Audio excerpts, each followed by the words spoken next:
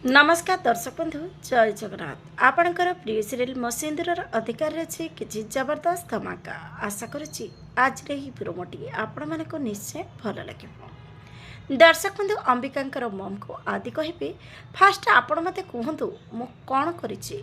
अंबिका मम कहे आदि को जे तमे मो झीर इज्जत नेबा को बसीच। हेले दर्शक बंधु एक कथा शुणी समस्ते आश्चर्य हो रही। आदि कहे ए सबू मिछ एमती किसी भी है। तापर आदि को अंबिका मम कहे मो पाखे गोटे प्रूफ अच्छी जो प्रूफ देखला तुम समस्ते विश्वास कर मो सत कहूँ। अंबिका मम कहे जन को कि टीवी ऑन कर आ गोटे वीडियो देखेबे।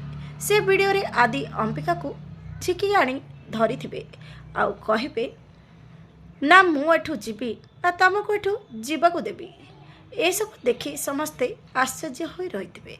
दर्शक बंधु कौन ये सब प्लानिंग थी अंबिका नाताशा आदिकर बाहाघर भांगापी देखापी जमार भूलें।